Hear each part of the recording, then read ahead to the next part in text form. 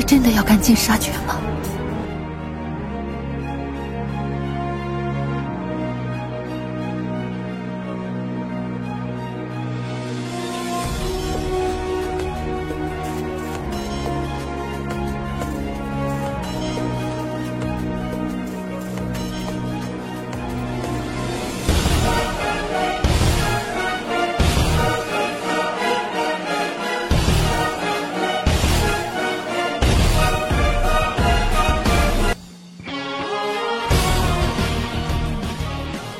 ？Mimin akan kembali mendongeng alur cerita film yang berjudul Battle Through the Heavens. Dan mohon maaf apabila tidak sesuai dengan videonya ya, karena alur yang Mimin sampaikan ini belum dirilis filmnya. Dan Mimin ingatkan kembali, konten ini full spoiler, yang tidak suka boleh di skip ya. Yang suka semoga terhibur. Tanpa basa-basi kita mulai.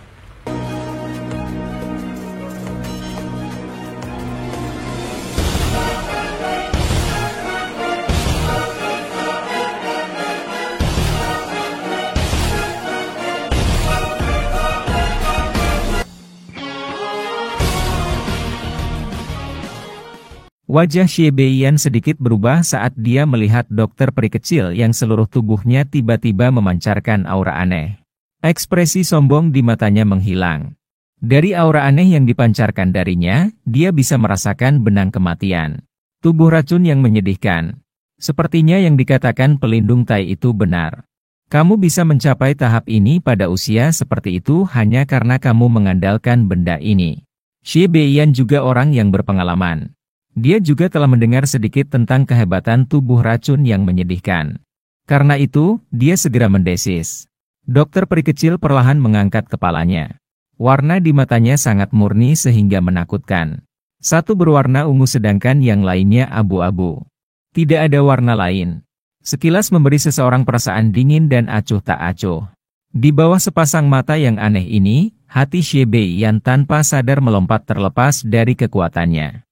Mata abu-abu ungu mengamati Xie Beiyan. Namun, dokter peri kecil tidak membuka mulutnya. Dia dengan lembut mengepalkan tangannya yang halus. Jari-jari 100 kaki di sekelilingnya mulai berfluktuasi secara intens.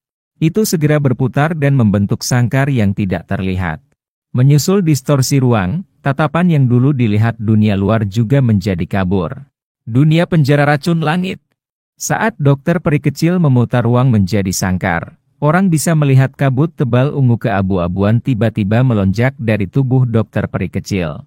Itu segera tersebar. Dalam beberapa kedipan, itu menutupi ruang yang sudah terdistorsi menjadi kandang. Dalam sekejap, tatapan dari dunia luar semuanya terhalang sepenuhnya. Wajah Xie Beiyan suram di dalam sangkar luar angkasa saat dia melihat kabut tebal ungu keabu-abuan yang menyebar di sekelilingnya. Dia bisa merasakan kabut jenis ini mengandung racun mematikan yang bahkan dia tidak berani serap ke dalam tubuhnya. Apalagi kabut ini juga sepertinya memiliki kemampuan untuk mengganggu kecepatan dan kelincahan seseorang. Dia menemukan bahwa tubuhnya menjadi jauh lebih berat setelah penyebaran kabut racun ini.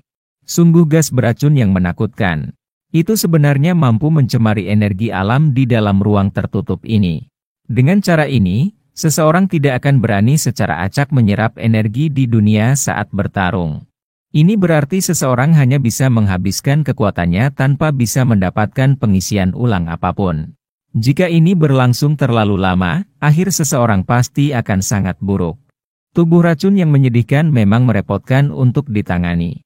Mata Xie Beiyan mengamati kabut ungu keabu-abuan yang menyebar di sekelilingnya saat dia berbicara di dalam hatinya dengan suara yang dalam. Jantungnya segera tergerak dan ia menutup pori-pori di sekujur tubuhnya. Lapisan douki yang kuat benar-benar menutupi tubuhnya untuk mengisolasi dirinya dari kabut abu-abu ungu itu. Namun, setiap kali tubuh racun yang menyedihkan meletus, itu akan menghasilkan letusan lengkap tubuh racunmu selangkah lebih dekat. Aku akan menemanimu jika kamu ingin terlibat dalam pertarungan habis-habisan. Energi berwarna darah melonjak dari tubuh Xie Beiyan setelah teriakannya terdengar. Dua penjepit besar melambai dengan keras. Matanya terus-menerus melihat sekelilingnya, siap menunggu yang tersembunyi dari dokter peri kecil untuk menyerang.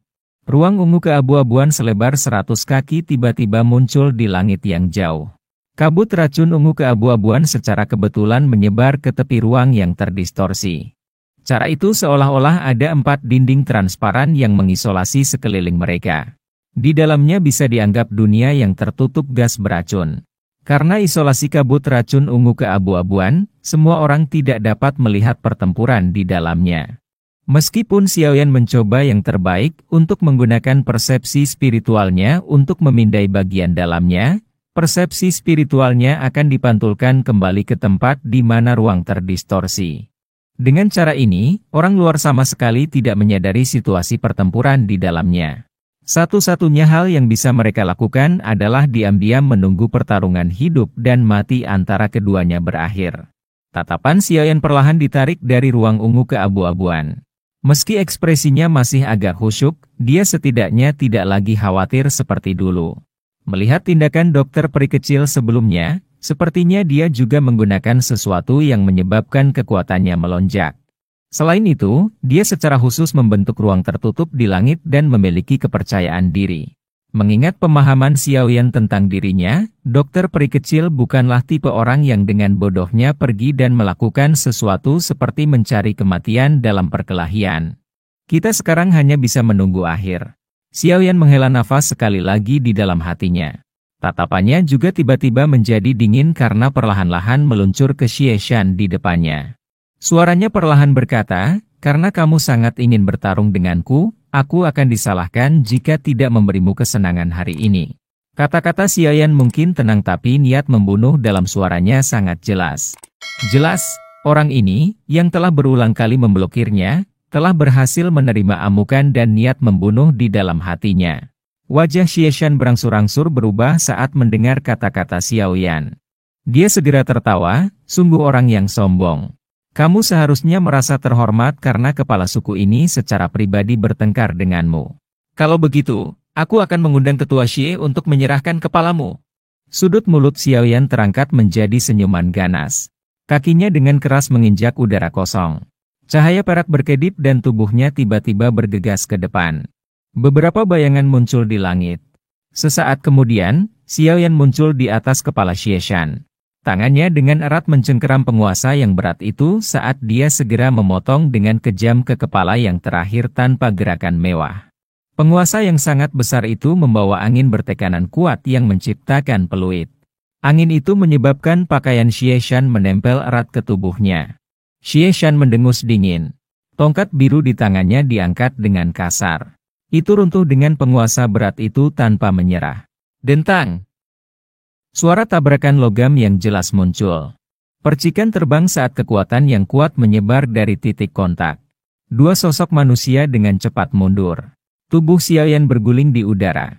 Sayap api di punggungnya mengepak saat dia menstabilkan dirinya sendiri.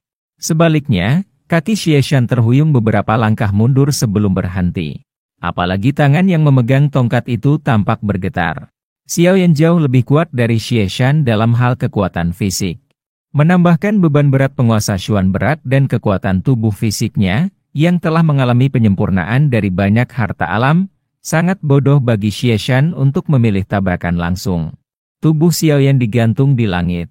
Dia memandang Xie Shan yang tampak lebih galak dan lebih kejam yang telah mundur beberapa langkah. Kilatan dingin melintas di matanya.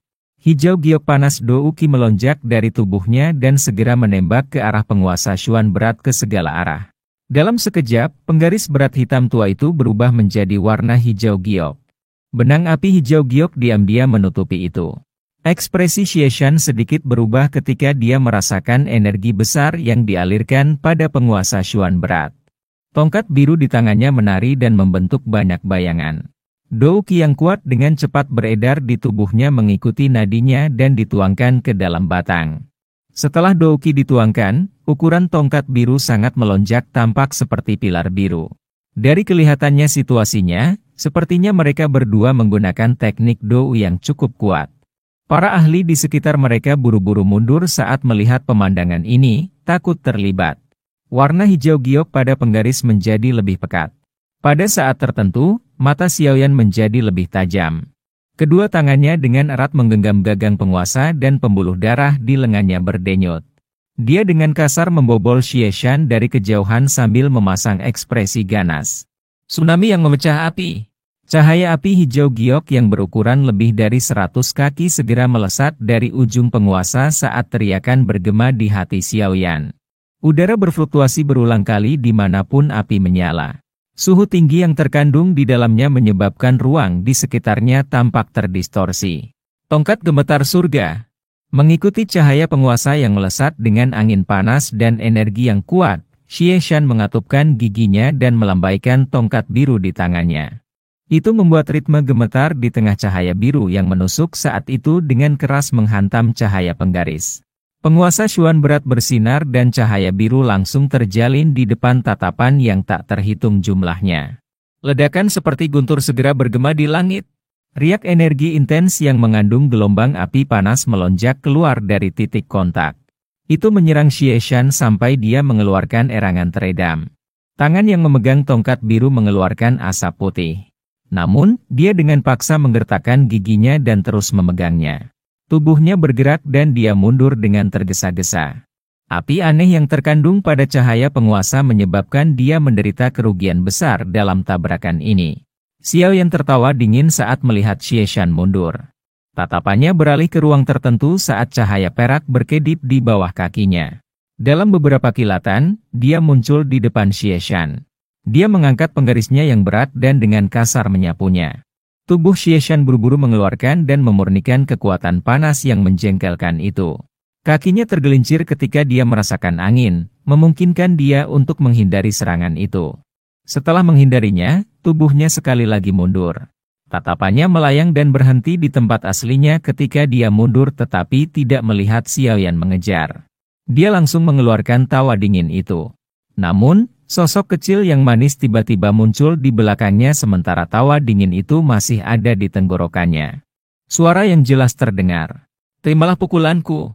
Suara jernih lembut itu baru saja terdengar ketika kepalan kecil pucat langsung melesat. Cahaya ungu berkedip-kedip di kepalan tangan berisi kekuatan yang menakutkan. Kejutan melonjak ke mata Xie Shan ketika dia merasakan kekuatan menakutkan yang tiba-tiba muncul di belakangnya. Dia dengan paksa berbalik dan menggunakan tongkat biru di tangannya untuk menahan dadanya. Tinju kecil itu dengan kuat menancapkan tongkat biru itu. Namun, sebelum Xie Shan bisa menghela nafas lega, suara retakan menyebabkan hawa dingin menyebar ke seluruh tubuhnya. Orang bisa melihat bahwa batang biru, dengan kekerasan yang tidak lebih lemah dari baja, retak saat ini. Tinju kecil itu melewatinya dan akhirnya mendarat di dada Xie Shan. Tinju menyebabkan kemerahan yang tidak biasa muncul di wajah Xie Shan saat mendarat di dadanya. Tenggorokannya mengeluarkan seteguk darah. Tubuh Xie Shan tiba-tiba mundur dengan tergesa-gesa dan menyedihkan saat darah segar dimuntahkan. Dia buru-buru mundur dan tubuhnya sedikit terhuyung. Jelas, kontak kuat dari tinju Xian sebelumnya menyebabkan dia memasuki kondisi terluka parah. Bagaimanapun, kekuatan menakutkannya pasti tidak akan menjadi hal yang menyenangkan untuk diterima oleh ahli Dou Huang. "Sial! Kamu benar-benar berani meluncurkan serangan diam-diam." Tubuh Xie Shan buru-buru mundur dan dia segera meraung marah. Xiaoyan menggelengkan kepalanya karena ejekan saat mendengar ini. Dia tidak mengatakan omong kosong saat cahaya perak berkedip di bawah kakinya. Dalam sekejap, dia muncul di depan Xie Shan, dan penguasa beratnya terangkat menjadi busur yang menakutkan membawa suara mengerikan dari angin deras saat menabrak kepala Xie Shan. Xiaoyan tidak mendiskriminasi sesuatu seperti memukul seorang pria saat dia sedang terdesak. Sebaliknya, dia akan menjadi lebih ganas dalam serangannya jika dia mendapat kesempatan. Dou Qi dalam tubuh Xie Shan beredar sangat lambat dan muncul agak diblokir karena pukulan oleh Xian sebelumnya. Dia mengerti dengan jelas bahwa ini adalah tanda terluka parah. Saat dihadapkan pada serangan ganas oleh Xiaoyan ini, dia tidak lagi berani menghadapinya secara langsung. Karena itu, dia hanya bisa dengan tergesa-gesa menggerakkan tubuhnya untuk menghindari penguasa yang berat itu. Xiaoyan tertawa saat penguasa berat itu meleset. Penguasa berat itu terus mengayunkan pedang meninggalkan tangannya. Setelah itu, dengan keras menembak ke arah Xie Shan. Menghindari serangan sebelumnya oleh Xiaoyan telah menyebabkan pembuluh darah di tubuh Xie Shan merasakan sakit yang menyengat. Sekarang, dia tidak memiliki kekuatan apapun. Karena itu, dia hanya bisa melihat penguasa berat itu terbang ke arahnya dengan mata lebar sebelum akhirnya mengenai tubuhnya. Seteguk darah segar sekali lagi dimuntahkan. Teror akhirnya melintas di mata Xie Shan. Jika ini terus berlanjut, kemungkinan dia benar-benar akan mati di tangan Xiaoyan seperti yang dialami Wuya. Xie Shan mengatupkan giginya dengan kuat saat dia dengan paksa menggerakkan Douqi di tubuhnya. Dia menggunakan semua kekuatannya untuk mengepakkan sayap Douqi di punggungnya. Meminjam kekuatan pendorong dari penguasa berat ini, dia menembak ke arah gerbang 10.000 kalajengking. Kamu ingin melarikan diri? Xiaoyan sekali lagi dengan dingin tertawa saat melihat kemana tujuan Xie Shan. Tubuhnya melesat ke depan dan jari-jarinya menekan bagian belakang penggaris berat yang telah dia luncurkan sebelumnya. Tubuhnya seperti burung besar yang menyerang Xie Shan. Dengan kecepatan Xiaoyan, tidak banyak masalah baginya untuk mengejar Xie Shan yang terluka. Karenanya, tubuhnya muncul di depan Xie Shan hanya setelah beberapa kedipan. Dengan memutar tubuhnya, anehnya dia muncul di belakang Xie Shan. Ekspresi Xie Shan tiba-tiba menjadi jauh lebih pucat saat Xiaoyan mengejar. Dalam kondisinya saat ini, tidak mungkin baginya untuk bersaing dengan Xiaoyan. Sesepuh di gerbang, kenapa kamu tidak datang untuk menyelamatkanku? Douqi beredar sangat lambat di dalam Xie Shan. Dalam keputusasanya, dia hanya bisa berteriak marah kepada sesepuh dari gerbang 10.000 kalajengking yang masih terikat dengan lawan mereka. Beberapa sesepuh mengatupkan gigi setelah mendengar raungan marah Xie Shan. Mereka melakukan yang terbaik untuk mencoba melarikan diri dari lawan mereka. Namun, hanya 2 ahli Do Huang yang berhasil melakukannya. Tubuh mereka tiba-tiba bergerak sebelum bergegas ke sisi Xie Shan dengan cepat. Tidak baik ikut campur dalam pertempuran orang lain. Sosok kecil yang cantik memimpin untuk muncul di depan 2 orang itu ketika mereka bergegas maju. Tubuhnya melayang di udara sebelum dia tersenyum pada mereka dengan cara yang manis. Kedua ahli Do Huang dengan marah berteriak setelah mereka diblokir pada saat kritis seperti itu. Mereka melambaikan tangan mereka dan 2 pilar Douqi yang kuat menembak ke arah Xian. Xian hanya melengkungkan bibir kecilnya saat melihat kedua orang ini menyerang. Dia sekali lagi mengepalkan tangan kecilnya dengan erat sebelum tanpa basa-basi menyerang 2 pilar Douqi dengan mendengus rendah. Kekuatan yang menakutkan menghancurkan 2 pilar Douqi menjadi tidak ada di depan mata kedua ahli Do Huang yang terpana. Kamu benar-benar berani bersikap galak padaku. Kamu cari mati. Xian mendengus dingin sambil melengkungkan mulutnya. Cahaya ungu yang kuat melonjak keluar dari tubuh Xian. Sosoknya melintas dan menyerang dada seorang ahli Do Huang. Dia mengayunkan tinju kecilnya dan dengan liar mengayunkannya ke pihak lain. Banyak bekas luka muncul di sekitar kepalan tangannya yang menari. Suara tajam angin kencang pada dasarnya menghancurkan gendang telinga ahli Do Huang. Wajah ahli Do Huang itu berubah drastis dalam menghadapi serangan ganas oleh Xian. Douqi yang kuat membentuk tirai tipis tebal di tubuhnya. Namun, lapisan cahaya ini dengan cepat mulai runtuh dari serangan Xian. Kedua ahli Do Huang secara alami kehilangan kesempatan terbaik untuk memberikan dukungan setelah ditunda oleh Xian dalam masalah ini.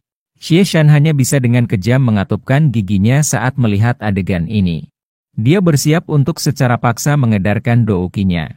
Namun, pikiran ini baru saja muncul dalam dirinya ketika tawa samar tiba-tiba terdengar dari belakangnya. Ketua Xie Shan, sepertinya kamu tidak akan memiliki kesempatan untuk melihat gerbang 10.000 kalajengkingmu menang hari ini. Suara tawa samar datang dari belakang Xie Shan. Suara tenang itu menyebabkan seluruh tubuh Xie Shan menjadi sedingin es. Dia menoleh dengan susah payah, dan di kejauhan, wajah Xiaoyan muncul di matanya. Xiaoyan mengungkapkan senyuman dingin kepada Xie Shan saat melihatnya melihat ke atas. Tinjunya dikencangkan dengan keras menghantam punggungnya tanpa ampun. Xie Shan sangat terkejut saat melihat tindakan Xiaoyan ini. Bahkan suaranya menjadi sangat tajam di depan ancaman kematian. Tawa dingin di mata Xiaoyan semakin padat saat mendengar teriakan tak berarti Xie Shan. Teriakan dingin tiba-tiba keluar dari mulutnya saat tinjunya mencapai tengah. Ledakan oktan. Angin di kepalan tangan segera melonjak saat teriakannya terdengar. Kekuatan tersembunyi yang menakutkan dengan cepat diaglomerasi di dalam tulangnya. Sesaat kemudian, itu membentur punggung yang terakhir. Kekuatan ganas segera meletus, dan kekuatan tersembunyi yang tidak jelas, tetapi sangat merusak, mengikuti tinju Xiaoyan saat masuk ke tubuh Xie Shan. Kekuatan menakutkan meledak di punggung Xie Shan. Gelombang kekuatan yang tersisa mengguncang pakaiannya sampai pecah. Segera setelah itu, suara rendah yang tidak biasa dan sangat teredam keluar dari tubuh Xie Shan. Tubuhnya menegang setelah keluarnya suara ini. Warna darah di wajahnya menghilang. Sesaat kemudian, seteguk darah segar dimuntahkan dengan keras. Darah segar di dalamnya berisi beberapa organ internal yang hancur. Jelas, kekuatan tersembunyi yang meledak di tubuhnya benar-benar memberinya pukulan fatal. Suara rendah dan dalam bergema di langit.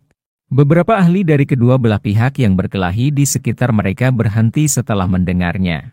Mata mereka semua tertuju pada tempat Xiaoyan dan Xie Shan berada. Setelah melihat wajah pucat Xie Yan dan merasakan auranya yang melemah, keterkejutan dan kegembiraan liar segera melonjak ke mata para ahli dari sekte racun. Di sisi lain, hawa dingin berangsur-angsur melonjak dari hati para ahli dari gerbang 10.000 kalajengking. Sepasang sayap douki di punggung Xie Shan secara bertahap menjadi ilusi di depan tatapan yang tak terhitung jumlahnya. Sesaat kemudian benar-benar menghilang. Setelah kehilangan dukungan sayap, Xie Shan seperti burung dengan sayap patah saat dia jatuh ke tanah. Xiaoyan menyaksikan tubuh Xie Shan jatuh sebelum merasakan auranya yang lemah akhirnya menghilang. Saat itulah Xiaoyan menghela nafas lega. Orang ini memang sulit untuk dihadapi. Tidak disangka bahwa tampilan, tsunami yang membelah api, tidak menyebabkan banyak kerugian baginya. Jika Xian tidak meluncurkan serangan diam-diam, kemungkinan kebuntuan akan berlanjut cukup lama sebelum Xie Shan dikalahkan. Kepala. Mata para ahli dari gerbang 10.000 kalajengking itu sedikit retak saat melihat Xie Shan jatuh dari langit.